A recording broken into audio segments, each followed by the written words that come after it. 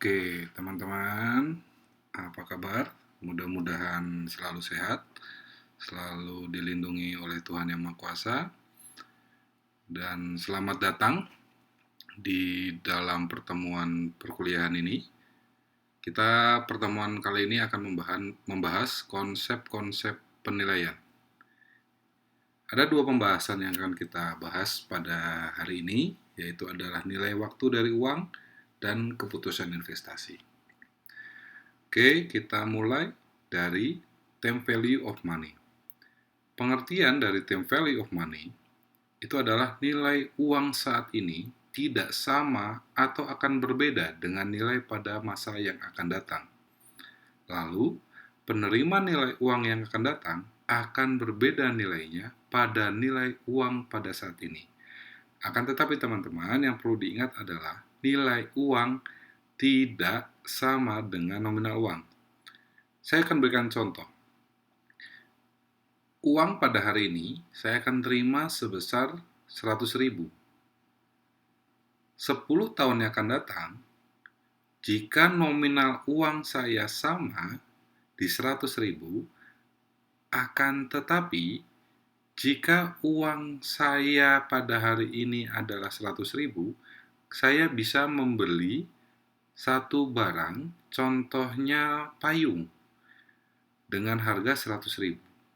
Akan tetapi 10 tahun yang akan datang, dengan membeli payung yang kualitasnya sama, dengan kegunaan yang sama, manfaat yang sama, belum tentu pada 10 tahun yang akan datang, saya bisa membeli payung tersebut dengan harga 100.000.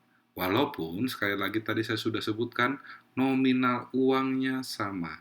Akan tetapi, nilai uang, sekali lagi, nilai uang tidak sama dengan nominal uang. Oke, konsepnya apa? Konsep dari time value of money adalah future value atau nilai yang akan datang. Lalu konsep yang kedua adalah nilai sekarang atau present value. Dalam future value, kita punya uang 10 juta disimpan di bank dengan bunga 18 per tahun. Jika kita ambil 1 tahun kemudian, maka memperhitungkannya adalah 10 juta dikali 1 ditambah bunganya 0,18 dipangkatkan tahun. Sama dengan 11.800. Jika diambil 2 tahun kemudian, maka uang kita 2 tahun kemudian akan menjadi 10 juta dikali 1 ditambah bunganya 0,18 dipangkatkan tahun, yaitu 2 tahun. Maka hasilnya adalah Rp13.924.000. Maka dari itu, rumus yang kita pakai adalah Fn sama dengan P0 dikali 1 ditambah R, atau dalam hal ini bunga, dipangkatkan N, yaitu tahun. Lalu Pak, itu di slide ada rumus Fn sama dengan P0 dikali 1 ditambah R dibagi M dipangkatkan M dikali N. Itu kegunaan untuk apa? Mari kita lanjutkan. Apabila kita punya uang sebanyak 10 juta, lalu disimpan di bank dengan bunga 18% per tahun, dengan pembayaran bunga 4 kali dalam setahun, dan disimpan dalam 1 tahun. Diambil 1 tahun kemudian, maka uang kita akan menjadi 10 juta, 1 ditambah bunga 0,18 dibagi 4 kali pembayaran bunga dalam 1 tahun, dipangkatkan 4 kali pembayaran bunga dalam 1 tahun dikalikan 1. Kenapa dikalikan 1? 1 itu adalah tahunnya. Maka uang kita akan menjadi Rp11.925.186. Lalu contoh selanjutnya, disimpan di bank dengan bunga 18% per tahun dengan pembayaran bunga 2 kali dalam setahun dan disimpan dalam 3 tahun. Apa yang terjadi teman-teman? Kita bisa lihat di sini 10 juta dikali 1 ditambah bunganya 0,18 dibagi pembayaran bunga dalam setahun yaitu 2 kali, dipangkatkan pembayaran bunga yaitu 2 kali dalam setahun, dikalikan 3 tahun kemudian. Sama dengan uang kita akan menjadi Rp16.711.001.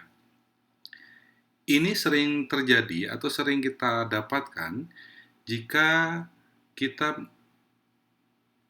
menyimpan uang kita atau menginvestasikan uang kita ke dalam deposito.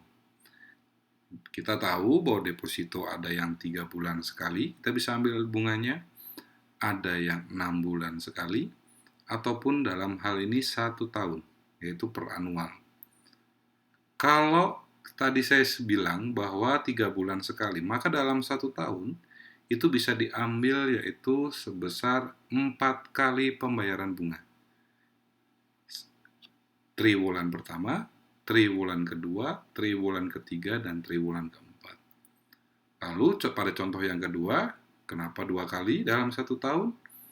Kita bisa mendepositokan misalkan dalam hal ini adalah 2 kali dalam setahun, yaitu 1 semester atau 6 bulan. Nah, untuk memperhitungkan berapa uang saya jika disimpan dalam bank atau dalam deposito, 1 tahun memakai rumus yang tadi. Lalu bagaimana kalau saya sudah Pak, saya akan menyimpan uang di bank saya dengan cara saya akan mengambil bunga 3 bulan sekali. Ataupun saya mengambil bunganya 1 semester sekali atau 6 bulan sekali. Bagaimana cara memperhitungkannya? Maka dengan rumus Fn sama dengan P0 dikali 1 ditambah R yaitu bunga, M itu adalah pembayaran bunga dalam 1 tahun itu berapa kali, dipangkatkan berapa kali pembayaran bunga dalam 1 tahun dikalikan tahun. Itulah cara menggunakan rumus ini. Lalu, dalam konsep nilai uang, kita mengenal yang namanya present value. Kalau tadi kita sudah membicarakan dengan future value, lalu kita akan membahas tentang konsep yang kedua, yaitu present value. Present value adalah menarik uang yang akan datang ke masa yang sekarang.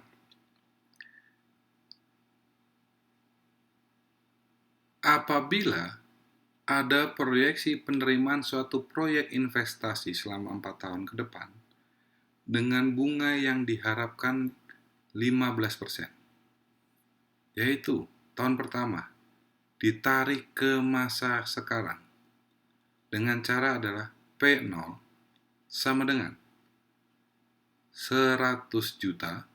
Jika kita mendapatkan pendapatan di tahun pertama yaitu 100 juta, maka dibagi 1 ditambah bunganya yaitu 0,15 dipangkatkan tahun.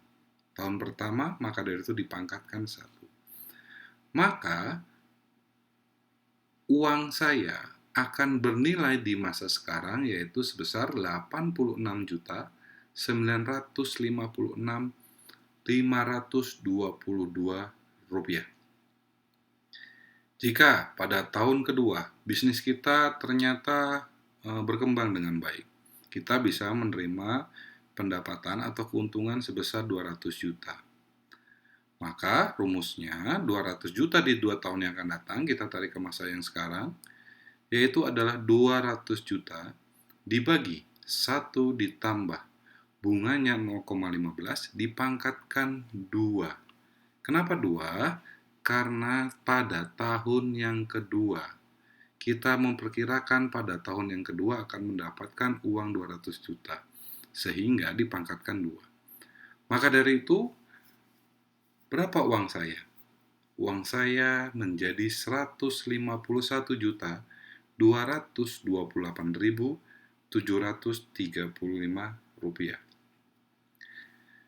Lalu setelah berkembang dengan baik, perusahaan pada tahun ketiga juga mengalami perkembangan. Pada tahun ketiga kita memproyeksikan bisa mendapatkan uang 300 juta. Bagaimana ditarik ke masa yang sekarang? Maka P0 sama dengan 300 juta dibagi 1 ditambah bunganya dipangkatkan 3 tahun. Maka uang kita saat ini akan menjadi 197.254.870 rupiah. Lalu pada tahun ketiga, sekali lagi bisnis kita berkembang, kita bisa mendapatkan keuntungan atau memproyeksikan keuntungan pada tahun keempat yaitu adalah 400 juta. Maka rumusnya 400 juta dibagi 1 ditambah bunganya 0,15 pangkat tahun keempat. Maka dari itu uang pada masa yang sekarang kita mempunyai nilai uangnya adalah 228.701.298 rupiah. Lalu Pak, bagaimana memperhitungkan total present value? Memperhitungkan total present value, maka kita menjumlahkan tahun pertama, tahun kedua, tahun ketiga, dan tahun keempat. Apa yang dijumlahkan? Apakah uang yang tadi 100, 200, 300, dan 400? Bukan. Total present value menjumlahkan nilai yang sudah diubah ke masa yang sekarang. Maka dari itu total present value, sekali lagi, bagaimana menjumlahkannya? Adalah 86 juta rupiah ini ditambah 151 juta rupiah pada tahun kedua, ditambah 197 juta pada masa yang ketiga, lalu 228 juta pada tahun yang keempat. Sehingga kita bisa mendapatkan uang atau dalam hal ini nilai uang pada masa yang sekarang 664.141.425 rupiah. Pak, kan kita terima uang itu kalau kita jumlahkan 100, 200, 300, 400. Maka dari itu harusnya kita punya uang 1 miliar. Kenapa kita hanya mempunyai 664 juta? Setelah yang tadi saya bilang, yang telah saya katakan dan telah saya sampaikan, bahwa memang nominal kita akan mencapai 1 miliar. Tapi jika uang yang akan datang kita tarik ke sekarang, nilai uang 1 miliar tersebut akan kita bisa pergunakan itu berapa? Atau nilainya berapa? Contohnya, saat ini saya bisa menggunakan uang 664 juta tersebut yang telah kita perhitungkan bisa membeli Fortuner, mobil Fortuner yang terbaru. Nah, 4 tahun yang akan datang, kita sudah mempunyai uang 1 miliar, nominalnya 1 miliar. Mungkin pada tahun keempat, di masa yang akan datang, jika kita punya uang 1 miliar, yang tadi kita kumpulkan 1 miliar, bisa membeli Fortuner yang sama. Jadi, di masa yang akan datang kita bisa membeli Fortuner dengan manfaat yang sama, modelnya sama, kegunaannya sama, dan seterusnya. Di tahun yang sekarang, saya bisa membeli Fortuner dengan kegunaan yang sama dan manfaat yang sama dengan Fortuner baru dengan hanya mengeluarkan 664 juta saja. Jadi sekali lagi, nilai uang di masa yang akan datang, jika kita tarik ke masa yang sekarang, nominalnya itu akan berubah. Akan tetapi, nilainya akan sama. Sekali lagi ya, dengan kata lain, nilainya akan menjadi lebih kecil dibandingkan dengan masa yang akan datang. Kalau present value, untuk mengetahui apakah saya memperhitungkan dengan benar atau tidak, ciri khasnya adalah nilai yang kita dapatkan, nominal uangnya menjadi lebih kecil. Begitu. Lalu kita lanjut. Konsep apa lagi, Pak? Untuk memperhitungkan nilai uang, kita bisa menggunakan net present value. Net present value itu, kalau kita punya suatu bisnis, kita menjalankan suatu bisnis, kita mengeluarkan katakan uang 600 juta untuk menjalankan suatu bisnis tersebut. Lalu kita memforecast atau kita memprediksi penerimaan pada tahun pertama, kedua, ketiga, dan keempat. Pada tahun pertama kira-kira kita bisa mendapatkan uang 150 juta. Tahun kedua, keuntungan kita bisa naik mungkin sebesar 250 juta. Tahun ketiga, kita juga bisa mungkin naik di 300 juta keuntungan kita. Tahun keempat mungkin naiknya 100 juta, yaitu menjadi 400 juta. Lalu, pada setiap tahun kita harus mengalihkan diskon faktornya. Kita menggunakan di sini diskon faktornya 21% ya, teman-teman. Diskon faktor itu bisa diperhitungkan dengan rumus sama dengan 1 dibagi 1 ditambah bunganya, dalam hal ini adalah 0,21, pangkatkan tahun. Jika tahun pertama pangkatkan 1, jika tahun kedua ya pangkatkan 2, jika tahun ketiga ya pangkatkan 3, jika tahun keempat ya pangkatkan 4. Lalu kita bisa mendapatkan tahun pertama yaitu 0,826, tahun kedua yaitu 0,683, yang ketiga adalah 0,564, yang keempat adalah 0,467. Lalu masing-masing forecast penerimaan dikalikan dengan diskon faktor. Pada tahun pertama, present value yang kita dapatkan 123.900.000. Lalu jika tahun kedua kita mendapatkan 250 juta, nilai kita sekarang berapa sih yang kita bisa rasakan? Yaitu sebesar 170.750.000 rupiah. Tahun ketiga 169.200. 169.200.000 rupiah. Tahun keempat yaitu adalah 186.800.000 rupiah. Total present value dari penerimaan yaitu adalah 650.650.000 rupiah. Sekali lagi, tadi saya sudah bilang bahwa investasi saya untuk membentuk bisnis ini adalah 600 juta. Lalu net present value kita bagaimana?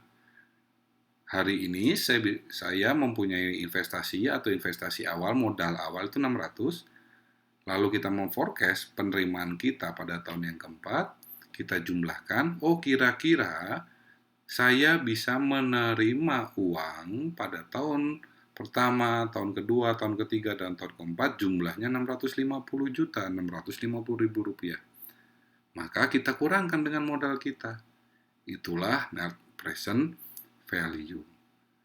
Jika nilainya positif, dalam soal ini adalah kita mendapati net present value positif 50 juta 650 ribu rupiah. Apa artinya? Artinya adalah bisnis ini layak dilaksanakan. Jika nilai net present value positif, maka bisnis ini layak dilaksanakan. Dalam artian, kita punya untung 50.650.000 rupiah. Nilainya yaitu adalah positif 50.650.000 rupiah. Layak tidak Pak bisnis ini? Sangat layak karena bernilai positif. Lalu Pak, kalau kita memperhitungkan net present value negatif, jika ada pertanyaan itu, jawabannya jika net present value bernilai negatif, maka bisnis ini tidak layak atau rugi.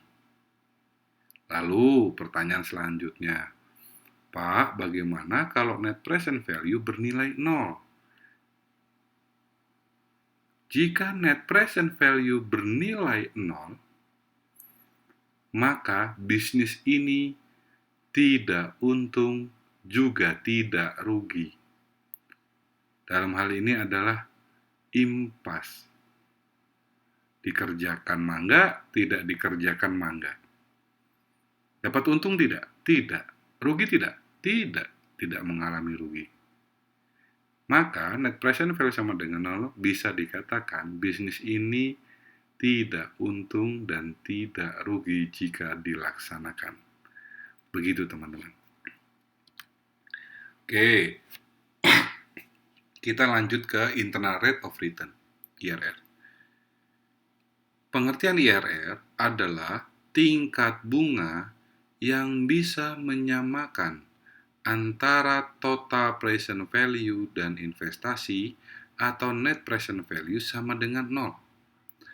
Dalam artian bisnis yang kita jalankan tidak untung dan tidak rugi pada bunga IRR. Jika kita punya persoalan, ada soal, contoh soal, yang sebelumnya bunganya 21%. Lalu NPV-nya positif 50.650.000 rupiah. Jika kita punya grafik seperti ini, oke, kita bisa gambarkan sumbu X dan sumbu Y-nya. Bunganya di sumbu X adalah 21%, menghasilkan 50.650.000 rupiah. Lalu bagaimana Pak jika bunga yang menghasilkan NPV sama dengan 0? Maka dari itu kita cari di manakah bunga di sini yang menghasilkan net present value sama dengan 0. Apakah di titik ini?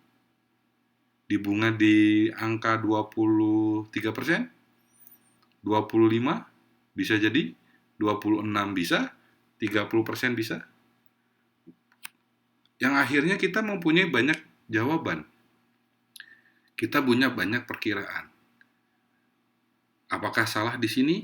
Bisa jadi, tapi bisa juga tidak. Di sini bisa jadi, bisa juga tidak.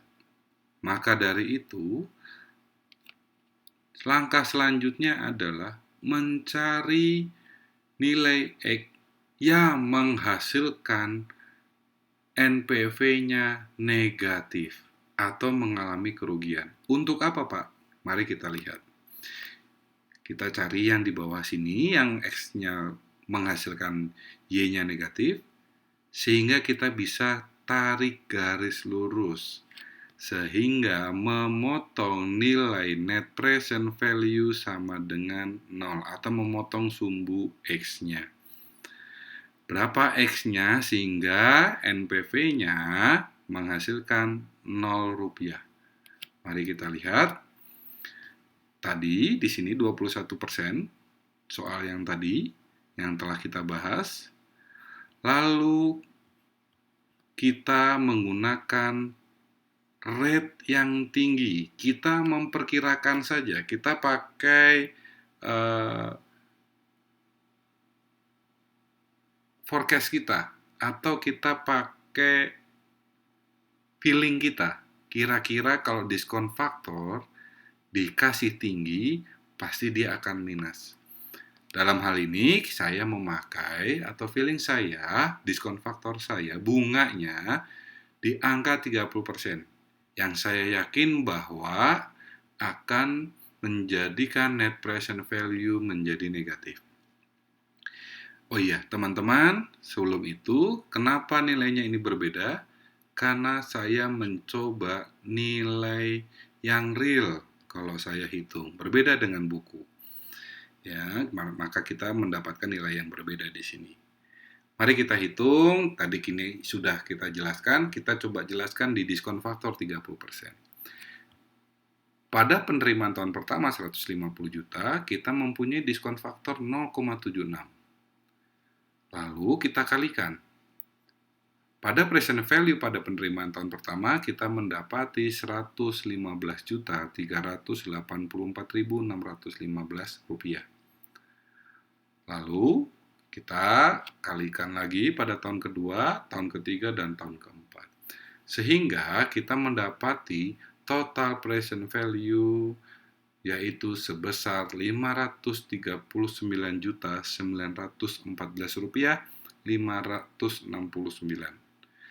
Mohon maaf, saya ulangi, Rp539.914.569. Lalu investasi awal saya adalah 600. Apakah saya rugi? Betul, rugi saya. Ruginya berapa? Saya mengalami kerugian sebesar Rp60.085.431. Sehingga sekali lagi, feeling saya benar. Jika saya menaikkan bunga atau keuntungan yang diharapkan menjadi lebih tinggi, yaitu 30%, maka saya akan mendapati net present value yang bernilai negatif atau mengalami kerugian. Lalu setelah kita sudah menemukan, mari kita masukkan ke dalam rumusnya. Rumusnya adalah IRR sama dengan rate yang rendah, yaitu adalah 21%, ditambah net present value pada rate yang rendah. Berapa itu? Yaitu adalah Rp5.665.437 dibagi total present value pada rate yang rendah. Rate yang rendah mempunyai total present value sebesar Rp650.665.437. Lalu dikurangi dengan total present value pada rate yang tinggi. Berapa total present value pada rate yang tinggi? Yaitu kita mendapati hasil yaitu Rp539.914.569. Dikali rate yang tinggi adalah 30%, dikurangi dengan rate yang rendah yaitu adalah 21%. Maka 0,30 dikurangi 0,21.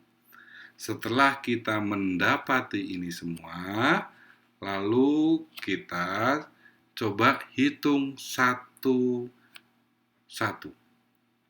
0,21 biarkan saja di sini, 0,21 biarkan. Lalu pada perhitungan ini kita hitung, akan menghasilkan nilai atau hasil sebesar 0,4575. Dikalikan 0,30 dikurangi 0,21 yaitu adalah 0,09.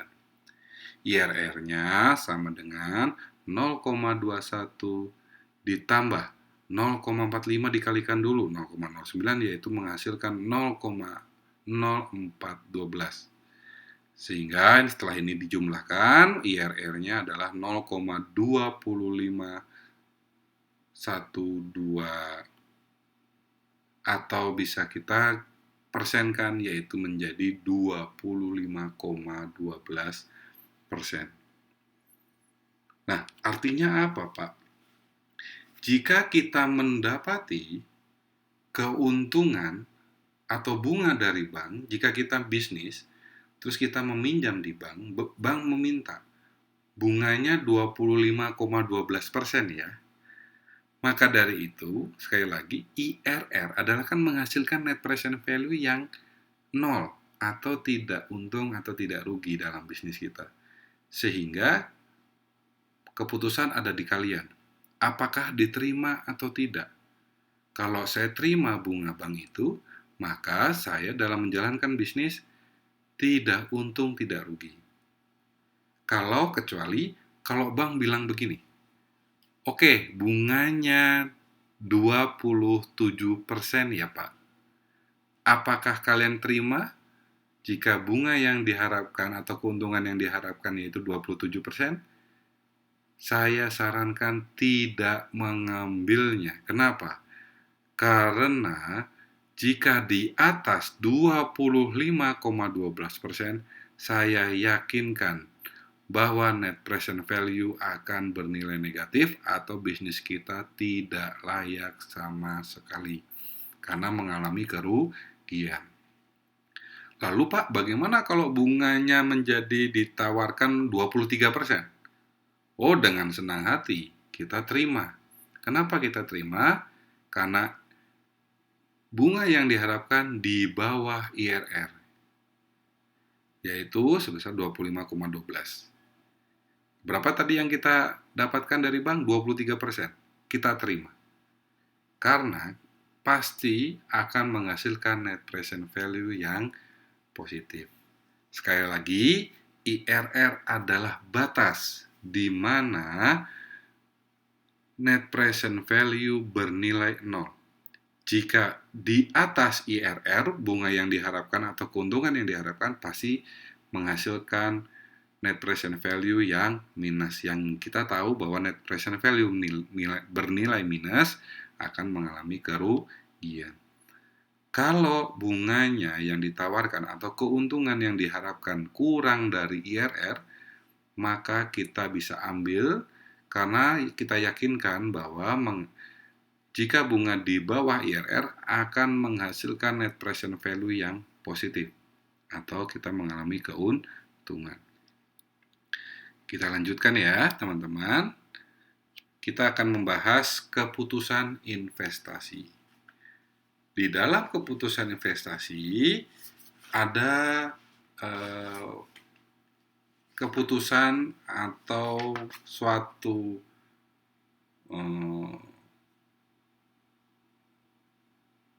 aliran atau operasi perusahaan ataupun kegiatan berusaha yang baru, tidak melanjutkan atau tidak mengembangkan. Saya memutuskan investasi untuk bisnis yang baru. Tidak ada hubungannya dengan perusahaan lain, perusahaan saya sebelumnya, dan seterusnya. Memang saya ingin membuat bisnis baru. Ataupun saya memutuskan investasi, mengalirkan dana saya, mengoperasikan perusahaan saya untuk diversifikasi. Diversifikasi ada berapa? Kita bisa lihat, diversifikasi ada vertikal, diversifikasi horizontal, yang ketiga adalah diversifikasi konsentris vertikal, lalu yang keempat adalah diversifikasi konsentris horizontal, yang kelima yang terakhir adalah diversifikasi konglomerasi. Lalu apa Pak? Diversifikasi vertikal itu kita bisa lihat, jika vertikal kita punya contoh, saya punya bisnis peternakan di awalnya. Lalu peternakan saya ini bisa menghasilkan kulit. Lalu saya bisa menghasilkan kulit itu, lalu saya jual untuk dijadikan sepatu.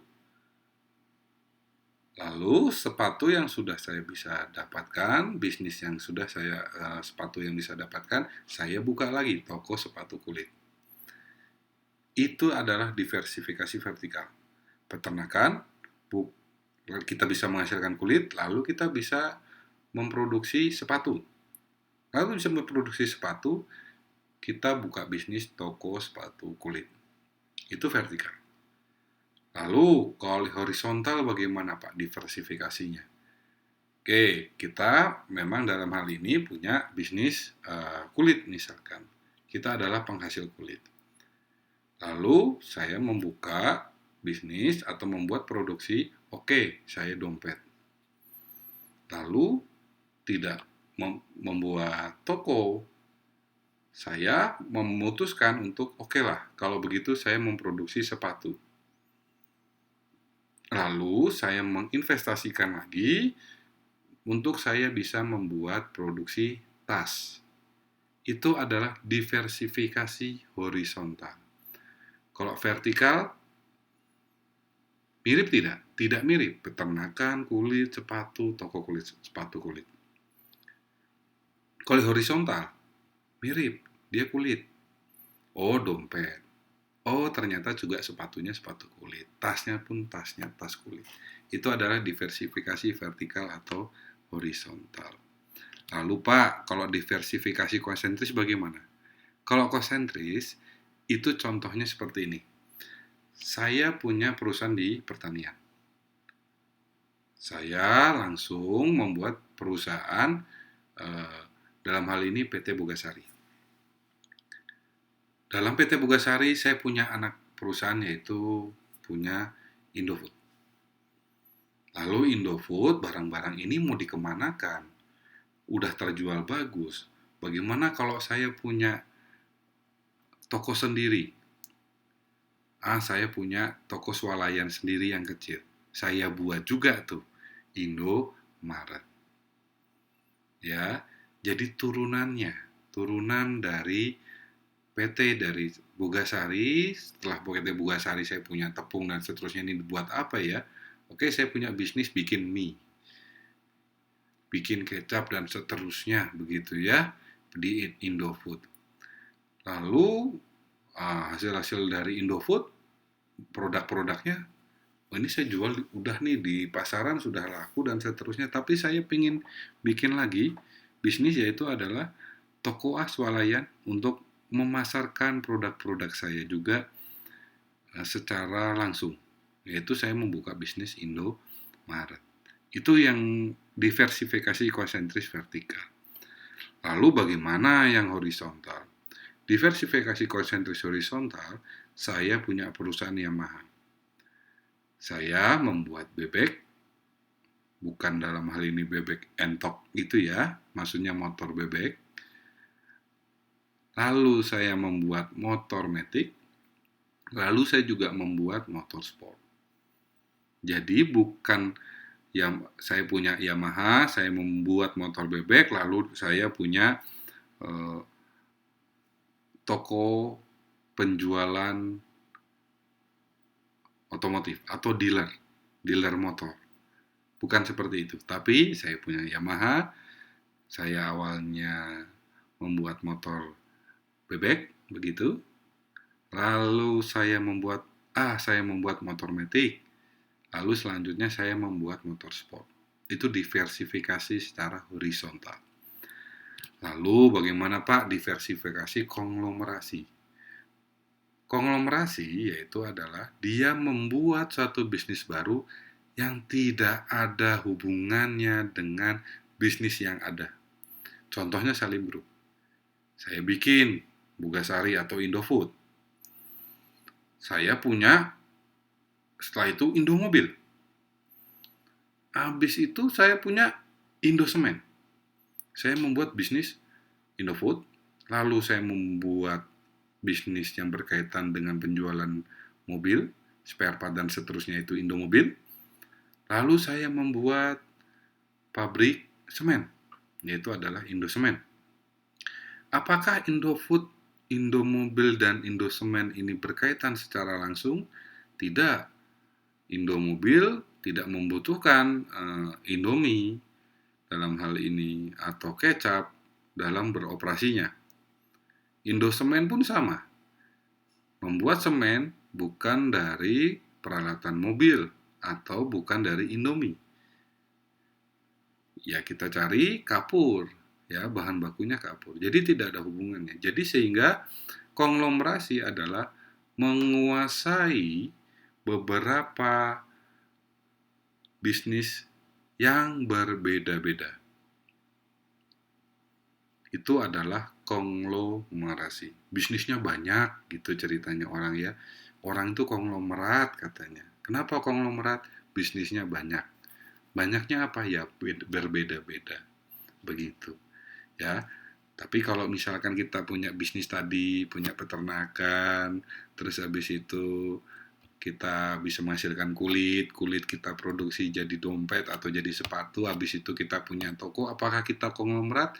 Belum bisa dikatakan konglomerat, kecuali kalau kita punya tadi perusahaan sepatu, lalu saya punya perusahaan telekomunikasi, lalu saya bisa punya perusahaan dalam hal ini penghasil aspal misalkan begitu ya. Jadi berbeda-beda. Itu adalah konglomerasi. Nah, perencanaan terhadap keputusan investasi ini sangat penting karena beberapa hal sebagai berikut. Yang pertama, dana yang dikeluarkan untuk investasi itu sangat besar. Dan jumlah dana yang besar tersebut tidak bisa diperoleh kembali dalam jangka pendek atau diperoleh sekaligus. Maka kita harus bisa memutuskan investasi ini layak atau tidak layak. Karena kehati-hatian nomor satu ini. Lalu nomor dua, dana yang dikeluarkan akan terikat dalam jangka panjang. Sehingga perusahaan harus menunggu selama jangka waktu cukup lama untuk bisa memperoleh kembali dana tersebut. Dengan demikian akan mempengaruhi penyediaan dana untuk keperluan lain. Yaitu kita bisa membuat budgeting. Bagaimana uang ini akan dipakai, bagaimana uang ini akan dibelanjakan, bagaimana uang ini akan berada di pos A, pos B, pos C, dan seterusnya. Ya, lalu yang ketiga, keputusan investasi menyangkut harapan terhadap hasil keuntungan di masa yang akan datang. Kesalahan dalam pengadaan peramalan akan dapat mengakibatkan terjadinya over atau under investment, yang akhirnya akan merugikan perusahaan. Nah, itu yang tadi kita bahas. Ada future, ada present value, dan seterusnya. Sehingga kita harus bisa tepat. Dalam hal ini mirip atau mendekati dalam memforecast penerimaan atau pengeluaran di masa yang akan datang. Lalu yang keempat, keputusan investasi berjangka panjang sehingga kesalahan dalam pengambilan keputusan akan mempunyai akibat yang panjang pula dan berat. Serta kesalahan dalam keputusan ini tidak dapat diperbaiki tanpa adanya kerugian yang besar. Kalau kita sudah ngomong jangka panjang, salah sedikit, salah langkah di awal, maka berakibat fatal. Maka dari itu kita harus memperhitungkan, harus merencanakan ini dengan penuh kehati-hatian. Akan tetapi dalam perencanaan ini kita membutuhkan waktu yang tepat. Cepat boleh nggak? Boleh, asal tepat. Lama boleh nggak Pak? Jangan juga. Karena terlalu lama merencanakan, kita akan melewatkan kesempatan yang ada, atau malah juga pesaing kita masuk duluan. Maka dari itu, bagaimana dengan waktu? Saya sudah sampaikan tadi adalah waktu yang tepat. Bukan cepat, bukan lama, tapi adalah waktu yang tepat untuk memutuskan atau memberi suatu keputusan. Saya mulai berinvestasi. Kapan, di mana, dan bagaimana. Begitu ya. Kita mulai. Kita akan memperhitungkan ini mulai dari cash flow. Ada yang namanya initial cash flow. Lalu ada operasional cash flow. Yang terakhir pasti adalah terminal cash flow. Initial cash flow apa sih, Pak? Kalau jika ada pertanyaan itu, jawabannya adalah investasi awal dalam memulai suatu bisnis. Kalau saya bikin bisnis kopi, berapa sih bikin kedai kopi, dan untuk isi peralatannya, peralatan kopi berapa, meja, kursi, hiasan, lampu, dan seterusnya, berapa sih semuanya? 100 juta, Pak. Oke lah, itu jawabannya. Initial cash flow kita adalah 100 juta untuk membuat kedai kopi. Lalu, kita lanjut. Setelah kita membuat kedai kopi selesai, kita mendapat suatu keuntungan atau pemasukan. Beroperasional lah si kedai kopi itu. Dapat keuntungan per bulan, kita juga mengalami pengeluaran dan seterusnya, sehingga kita bisa mendapati laporan laba rugi. Di mana di laporan laba rugi pasti kita akan mendapati laba setelah pajak atau laba bersih setelah dikurangi bunga dan pajak. Lalu ada penyusutan. Maka operational cash flow adalah laba setelah pajak ditambah penyusutan. Oke, kenapa di dalam manajemen keuangan cash flow itu adalah laba setelah pajak ditambah penyusutan? Kalau kita berbicara akuntansi, penyusutan itu ada nilainya atau tidak, Pak? Kalau bisa dibilang nilainya ada, tapi uangnya ada atau tidak? Uangnya ada, nominalnya ada, tapi digambarkan sebagai barang yang menyusut. Kalau kita tanya orang akuntansi, pasti bilang, ada nggak nilainya? Tidak ada. Ada nggak misalkan nominalnya? Oh, nggak ada, itu kan nyusutin barang. Tapi kalau orang manajemen yang tadi awal saya bilang, kalau nanya ke manajemen, kalau penyusutan, ada nggak uangnya? Ada. Berapa uangnya? Sekian rupiah. Kok bisa? Begini logikanya. Di dalam laporan laba rugi, pasti kita akan mengurangi di dalam biaya-biaya, yaitu adalah beban penyusutan. Contohnya begini, saya jualan mie ayam. Jualan mie ayam, kita sudah jalan 1 bulan, saya mendapatkan uang 1 juta. Ada beban-beban biaya yang harus dikeluarkan. Yaitu adalah harga pokok penjualan. Harga pokok penjualan saya bikin mie itu semuanya itu habis 200.000, Pak. Maka keuntungan operasional saya adalah 1 juta dikurangi 200, yaitu 800.000 rupiah. Keuntungan laba operasi saya ya. Lalu dikurangi biaya-biaya. Ada biaya air, Pak. Ada biaya sewa tempat, Pak. Ada pegawai saya yang suka saya suruh-suruh, Pak, untuk bikin mie atau dan seterusnya. Pas waktu saya jualan, dia juga ikut jualan. Terus habis itu ada biaya listrik, air, dan seterusnya. Biaya-biaya itu adalah 200.000, Pak.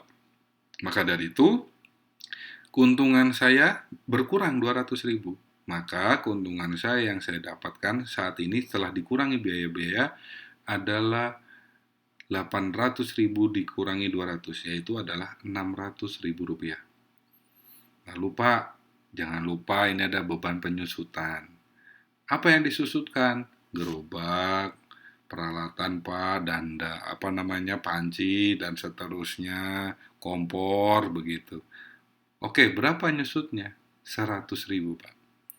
Oke, berkurang lagi keuntungan saya. Yang awalnya 600 berkurang 100.000. Maka keuntungan saya 500.000 rupiah. Oke, ada bunga nggak yang harus saya ini? Kan Bapak nggak minjem uang, jadi nggak usah bayar bunga. Oke, ada pajak nggak? Oh, nggak perlu Pak, kita kita tidak ini bukan bukan yang bisa diterimakan atau dikenai pajak atau nihil, nah pajaknya nihil, nol Pak. Oke, tidak ada pembayaran pajak ya. Maka dari itu keuntungan bersih saya berapa? 500.000 rupiah. Akan tetapi teman-teman perlu diingat, memang itu adalah keuntungan bersih saya adalah 500.000 rupiah. Tapi kita coba rogoh lagi di dompet kita atau di dalam pembukuan kita, uangnya ada berapa sih? Oke, tadi kita sudah bilang ya bahwa Pak, keuntungan tadi udah dipotong-potong segala macamnya, pokoknya dipotong harga pokok sama biaya-biaya itu adalah 600.000 Pak. Terus ada beban penyusutan Pak, dikurangi 100.000. Oh ya udah kurangin ya. 600.000 yang kita punya dikurangi beban penyusutan 100.000. Buat apa? Itu penyusutan Pak. Tapi ngurangin laba rugi. Iya, ngurangin labanya Bapak. Bapak kan tadi punya uang 600, dikurangi 100 Pak. Karena ini beban penyusutan. Oke, yang saya terima berapa? 500. Tapi kalau kita rogoh lagi duit, loh ini kok ada 600? Iya Pak, itu uang 100-nya itu adalah beban penyusutan. Nah itu dimasukin kemana? Itu harusnya di kas Pak. Tapi uangnya itu ada 100.000. Apa itu? Beban penyusutan Pak. Balik lagi Bapak, bolak-balik bertanya. Tapi uang saya 500. Iya, tapi yang real kan Bapak punya 600. 500 keuntungan, 100-nya adalah penyusutan. Maka dari itu cash flow saya sebenarnya adalah keuntungan saya bersih ditambah dengan penyusutan. Kenapa? Cash flow, cash. Yang ada cashnya, aliran cash. Karena 100.000 penyusutan itu masih dalam berbentuk cash. Sehingga, sekali lagi, operasional cash flow adalah laba setelah pajak, earning after tax, ditambah penyusutan. Lalu Pak, terminal cash flow, itu apa sih Pak? Begini, kalau saya sudah tidak jualan lagi mie ayam, uang apa aja yang saya terima? Udahlah, saya cukup. Saya sudah mengalami keuntungan mie ayam, menjual mie ayam.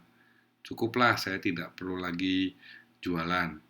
Cukup saya mendapatkan untung segini. Biarkan orang lain lah yang jualan merasakan keuntungan jika memang ingin jualan. Bercandanya begitu ya, maksudnya berhentinya begitu. Berhenti secara elegan begitu ya. Oke, apa yang kalau kita sudah menentukan bahwa udahlah berhenti, selesai, saya udah nggak mau bisnis lagi misalkan. Apa yang akan kita dapat di uang di terakhir kita jualan? Yaitu adalah keuntungan di terakhir kita jualan atau tahun terakhir, ditambah lagi penyusutan tadi, lalu barang-barang yang setelah penyusutan itu, kayak gerobak, mangkok, kompor, terus abis itu pemasak gitu ya, panci pemasak dan seterusnya, itu masih ada di hadapan kita. Kita jual nih, bisa nggak kita jual? Bisa. Berapa nilainya? Kita sudah memperhitungkan yaitu namanya nilai residu atau nilai buku dari si aset-aset kita. Maka dari itu, apa yang kita dapatkan? Keuntungan kita ditambah penyusutan sama nilai residu. Lalu Pak, ini ada uang belanja Pak untuk muter kita sehari-hari. Oh, itu buat apa sih sebenarnya? Loh Pak, kan kita belanja nih pagi, terus habis itu kita bikin minyak, kita beli ayamnya, terus kita masak ayamnya sehingga menjadi kuah ayam, nanti ayamnya juga ditaruh dalam minyak. terus saya bisa beli garam apa dan seterusnya. Oh begitu. Nah, terus kita jualan Pak. Nah, habis jualan, kita ambil tuh Pak modalnya lagi untuk kita belanja lagi besok pagi. Nanti kita bikin mie lagi, nanti jualan kita dapat untung ya saya ambil lagi modalnya. Oh begitu. Lah, ini uang buat apa jadinya Pak? Kalau udah kan besok kita nggak belanja lagi. Modal kerja ini tidak dibelanjakan lagi. Berarti uang siapa? Yaitu adalah uang cash flow atau uang dari bisnis kita. Dipakai tidak? Tidak. Maka dari itu, terminal cash flow selain laba tahun terakhir atau laba terakhir, ditambah penyusutan, ditambah uang dari nilai residu, ditambah uang modal kerja. Itulah adalah terminal cash flow, teman-teman. Ya, mudah-mudahan mengerti. Mari kita lanjutkan. Nah, penilaian-penilaian investasi itu ada 5. Yang pertama adalah metode accounting rate of return. Yang kedua, metode payback period. Yang ketiga, metode net present value. Yang keempat, metode internal rate of return. Yang kelima, metode profitability index. Oke, metode ketiga, metode keempat sudah kita bahas tadi sebelumnya, tapi ada yang baru, yaitu adalah ARR, payback period, dan profitability index. Apa itu semua? Mari kita lanjutkan.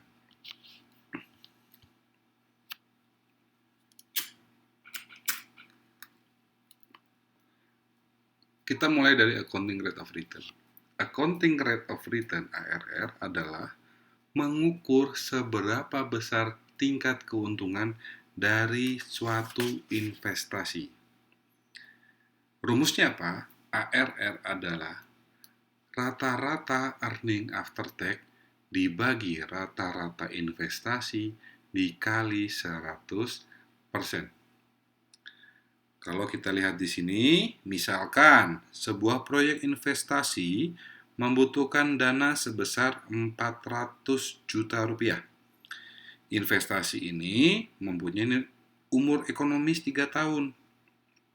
Dan nilai residu, kalau kita jual-jual barang di akhir tahun, pada tahun yang ketiga, kalau kita sudah tutup, sudah 3 tahun umur ekonomisnya sudah selesai, kita barang-barang itu dijual, aset-aset kita dijual, nilai residunya adalah 100 juta rupiah. Selama usia investasi mendapatkan earning after tax selama 3 tahun masing-masing, yaitu tahun pertama 60 juta, tahun kedua 80 juta, dan tahun ketiga 90 juta. Maka ARR-nya berapa? Oke, rata-rata earning after tax itu bagaimana cara menghitungnya? Oke, pada tahun pertama tadi kita untung berapa? Untung 60 juta. Tahun kedua berapa? 80 juta. Tahun ketiga 90 juta. Maka dari itu 60 ditambah 80 ditambah 90 juta dibagi 3 tahun. Lalu rata-rata investasi itu bagaimana ngitungnya, Pak? Investasi adalah investasi awal saya ditambah nilai residu saya dibagi 2. Maka setelah ada pembagian rata-rata tersebut lalu dikalikan 100%. Sehingga kita mendapatkan ARR sebesar 30,67%. Bagaimana menyimpulkannya? Jika keuntungan yang diharapkan sebesar 25%, maka bisnis ini layak dilaksanakan. Sebab ARR-nya lebih besar daripada keuntungan yang diharapkan. Lalu Pak, kalau keuntungan yang diharapkan sebesar 35%, bagaimana? Maka bisnis ini tidak layak dilaksanakan. Karena ARR-nya lebih kecil daripada keuntungan yang diharapkan. Jadi ARR ini adalah batas di mana tingkat keuntungan dari suatu investasi. Kalau lebih besar, jangan diterima. Kalau keuntungan yang diharapkannya lebih kecil daripada ARR, maka bisa kita terima. Tapi hati-hati teman-teman, metode ini harus dilengkapi dengan metode-metode selanjutnya. Metode selanjutnya adalah payback period. Saya mau cerita dulu. Banyak orang yang bilang kalau kita berbisnis, kita harus memperhitungkan kapan kita balik modal. Orang bilang bahwa kita harus memperhitungkan BEP-nya. Kapan sih balik modalnya kita? Berapa bulan kita BEP-nya? Orang masih sering ngomong seperti itu. Padahal kita tahu bahwa BEP bukanlah balik modal. BEP itu adalah titik impas. Titik impas itu bukan balik modalnya saya. Saya investasi awal 400 juta, lalu kapan sih 400 juta itu uang saya kembali? Bukan impas seperti itu dalam hal BEP. BEP itu adalah berapa sih yang saya harus produksi atau berapa sih yang saya harus jual, berapa unit yang harus saya jual, berapa unit yang harus saya produksi, sehingga keuntungan yang saya dapatkan dari jualan atau dari memproduksi suatu barang menutupi seluruh biaya-biaya sehingga saya tidak rugi atau tidak untung atau impas. Nah, disitulah yang namanya BEP. Loh, tapi Pak, lah balik modal itu apa namanya? Kalau kita ngomong balik modal, kapan waktunya uang saya kembali lagi, disebut namanya payback period, bukan BEP. Sekali lagi, kalau nanti ada yang ngomong dalam suatu bisnis, harus kita memperhitungkan nih, kapan BEP-nya, berapa bulan, berapa tahun BEP-nya. Langsung bilang saja, mohon izin, mohon maaf, mungkin keliru ya, bukan BEP, tapi payback periodnya. Kalau kita memperhitungkan berapa unit yang harus kita jual atau berapa unit yang kita produksi untuk mencari titik impas, baru kita bisa memperhitungkan BEP. Begitu ya teman-teman sekalian. Itu cerita. Nah, payback period kita balik lagi. Metode ini digunakan untuk mengukur lamanya dana investasi yang ditanamkan kembali seperti semula. Balik modal. Rumusnya apa? Payback period. Tahun sebelum balik modal ditambah investasi dibagi cash flow dikali 1 tahun. Atau contohnya kita lihat soal yang pertama ya. Kalau kita punya keuntungan, begitu ya, kita punya keuntungan 1 tahun 250 juta. Bisnis kita berjalan 2 tahun. Masing-masing tahun pertama 250, tahun kedua 250. Karena nilainya sama, maka kita jumlahkan. Oh, maka dari itu saat tahun pertama 250, tahun kedua 250, maka total 2 tahun itu kita 500 juta rupiah. Investasi awal saya adalah 200 juta. Kapan sih balik modalnya? Karena tahun pertama, tahun kedua sama, dan kita bisa jumlahkan, maka rumusnya menjadi lebih sederhana. 500 juta dibagi investasi awal kita adalah 200 juta rupiah. Lalu dikali 1 tahun, yaitu balik modalnya 2,5 tahun. Itu kalau tahun pertama dan tahun kedua sama nilainya. Lalu bagaimana Pak kalau tahun pertama, tahun kedua berbeda? Kita lihat di soal kedua. Kalau investasinya saya 600 juta, modal saya 600 juta. Saya tahun pertama dapat 150 juta, tahun kedua dapat 250 juta, tahun ketiga dapat 300 juta rupiah. Oke, kita hitung. Cara hitungnya adalah pada tahun pertama saya mendapatkan keuntungan 150 juta. Udah nutup belum? Udah balik modal belum? Belum, Pak. Kan uang saya 600 juta, baru terima 150. Masih ada sisa 450. Oh, masih ada sisa 450 ya. Maka dari itu, kita lihat tahun kedua. Tahun kedua dapat berapa? 250 juta, Pak. Maka dari itu, udah nutup modal belum? Belum, Pak. Masih kurang juga itu. Berapa kurangnya? Terakhir kemarin 450, sekarang saya dapat 250, sisa 200 juta belum ketutup, Pak. Oke, yaudah kita lanjutkan. Tahun ketiga, dapat berapa? 300 juta. Nutup nggak? Lebih, Pak, kelebihan. Berapa lebihnya? 100 juta. Kemarin kan saya harus nutupin 200, sekarang saya dapat 300. Lebih, Pak. Lah kapan balik modalnya? Sebentar, Pak. Kita hitung. Yuk, mari kita hitung ya bareng-bareng. Tahun sebelum balik modal, itu kapan sih? Ini pasti balik modal itu antara tahun kedua dan tahun yang ketiga. Apakah balik modal di tahun ketiga? Enggak. Balik modal itu pasti ada di 2 tahun, antara 2 tahun sama 3 tahun ini. Maka dari itu tahun sebelum balik modalnya kita tulis 2 tahun. Ya, di sini kita tulis 2 tahun ditambah investasi yang kurang berapa? 200 juta rupiah. Nih, investasi saya kurangnya 200 juta rupiah. Lalu cash flow saya berapa? Saya cash flow terakhir itu adalah 300 juta dikalikan 1 tahun. 200 dibagi 300 dikali 1 adalah 0,7 tahun. Maka dari itu, berapa kapan balik modalnya? 2 tahun ditambah 0,7 tahun, yaitu payback period saya, balik modal saya di 2,7 tahun.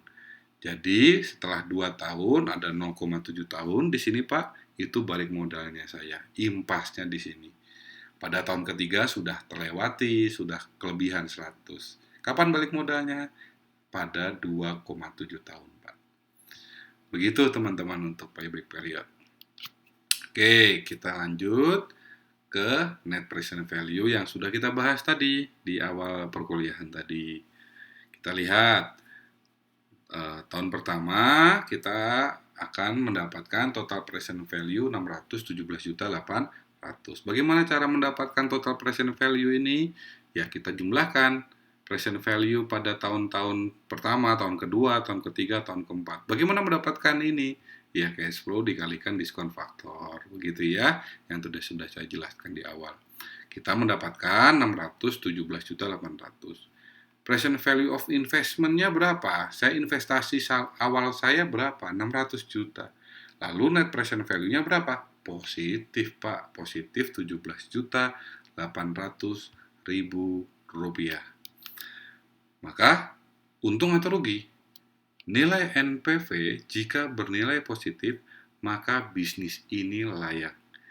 Kalau net present value bernilai negatif, maka bisnis ini tidak layak. Lalu net present bernilai 0, maka bisnis ini tidak rugi dan tidak untung.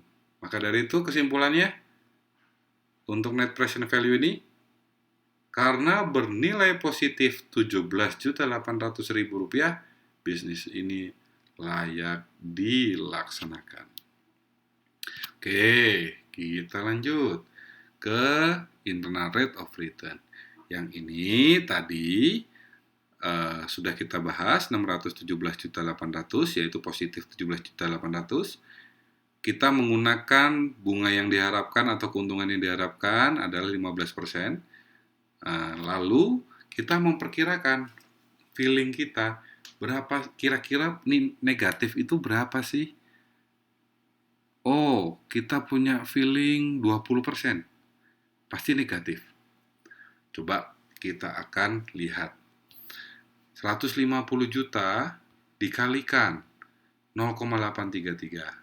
0,833 tadi sudah kita bahas bahwa caranya adalah 1 dibagi 1 ditambah 20% dipangkatkan 1. Nah, tahun kedua 1 dibagi 1 ditambah 0,2 atau 20% dipangkatkan tahun kedua. pangkat 2. Tahun ketiga bagaimana? 1 dibagi 1 ditambah 0,2 dipangkatkan 3. Tahun keempat bagaimana? 1 dibagi 1 ditambah 0,2 dipangkatkan 4. Ya, itu akan menghasilkan diskon faktor seperti ini. Present value, ya tadi kita sudah bahas ya, dikalikan 150 dikali 0,833, 200 dikali 0,694, dan seterusnya. Sehingga kita mendapatkan total present value 553.100.000 rupiah. Investasinya awalnya berapa? 600 juta. Negatif nggak? Rugi nggak? Rugi, Pak. Rugi berapa? 46.900.000 rupiah. Lalu bagaimana menghitung IRR-nya? Ingat, rumus IRR adalah rate yang rendah ditambah net present value pada rate yang rendah dibagi total present value pada rate yang rendah dikurangi total present value pada rate yang tinggi dikali rate yang tinggi dikurangi rate yang rendah. Maka kita masukkan, rate yang rendah berapa? 15%, Pak. Oke, kita tulis 0,15. Net present value pada rate yang rendah berapa? Kita cari net present value pada rate yang rendah 17.800. Kita hitung di sini. 17.800. Lalu dibagi total present value rate yang rendah itu berapa sih? Oh, kita hitung di sini. Yaitu adalah 617.800.000 rupiah. Lalu dikurangi dengan total present value pada rate yang tinggi. Rate yang tinggi kan 20%. Total present value-nya berapa, Pak? 553.100.000 rupiah. Maka 617.800.000 rupiah dikurangi 553.100.000 rupiah. Lalu dikalikan dengan 0,20 dikurangi 0,15, yaitu adalah rate yang tingginya 20% dikurangi rate yang rendah 15% atau 0,15. Lalu perhitungannya dilanjutkan, IRR sama dengan 0,15. Hasil ini, perhitungan ini, yaitu adalah 0,2751 dikali 0,05. Kita tahu dalam rumus matematika, konsep matematika, jika ada tambah dikali, kita akan mendahulukan yang perkalian terlebih dahulu. Maka dari itu 0,2751 dikali 0,05 yaitu 0,138. Mari kita tambahkan 0,15, yaitu IRR-nya adalah 0,1638. Maka IRR dalam bentuk prosentase adalah 16,38%. Sekali lagi, yang tadi sudah saya bahas, kalau saya pinjam ke bank, lalu saya ditawarkan bunganya 17% atau 18%, 19%, 20%, mau atau tidak? Kita pasti akan menjawab tidak mau. Kenapa? Karena bunga yang diharapkan atau keuntungan yang diharapkan tadi yang ditawarkan itu di atas IRR yang sebesar 16,38. Karena IRR adalah batas. 16,38% ini adalah batas yang menghasilkan bisnis ini net present value sama dengan 0, yaitu tidak untung dan tidak rugi. Ya, NPV sama dengan 0 yang dimana tidak untung tidak rugi. Tapi kalau bagaimana Pak kita ditawarin dengan bunga yang di bawah IRR? 15%, 14%, 10%, 8%, diterima nggak? Diterima dengan senang hati. Kenapa?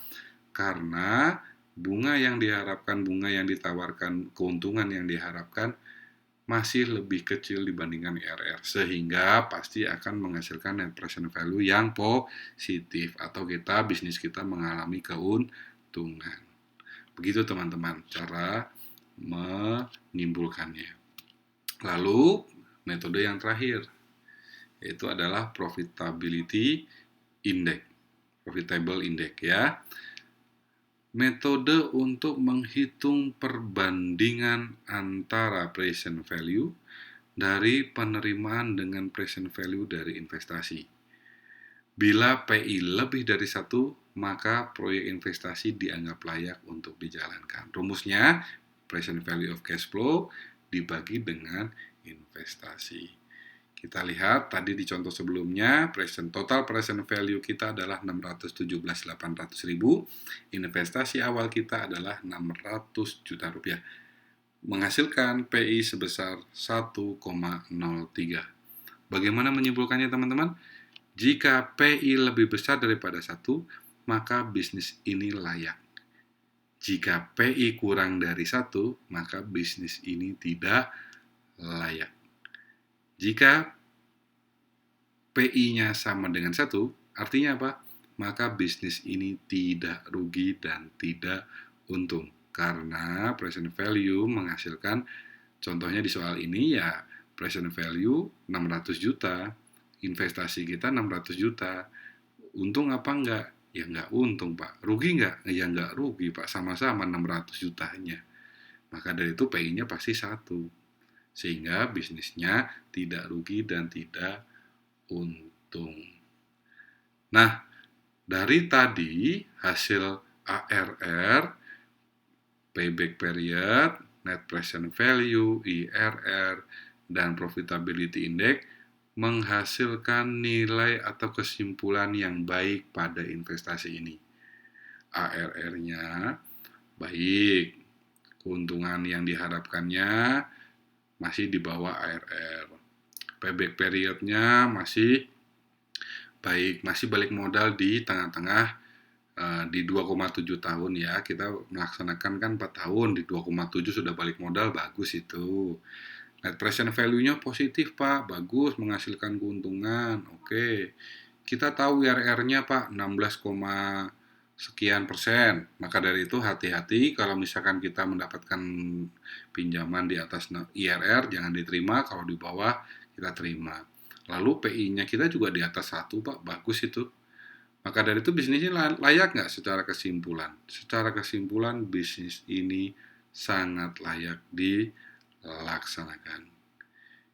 Nah, begitulah teman-teman pertemuan kita hari ini, pertemuan kali kita hari ini, cara menghitung atau membuat analisis keputusan investasi dengan konsep time value of money, nilai mata uang di masa yang akan datang atau di masa yang sekarang, dan konsep-konsep metode penilaian investasi layak atau tidak layaknya. Maka dari itu, saya tutup pertemuan kali ini. Saya tidak pernah bosan untuk mengucapkan terima kasih dan mengucapkan doa agar kalian selalu sehat, selalu dilindungi oleh Tuhan Yang Maha Kuasa, selalu dihindarkan dari mara bahaya, selalu jaga kesehatan, selalu jaga kebersihan, dan sampai jumpa di pertemuan selanjutnya. Terima kasih.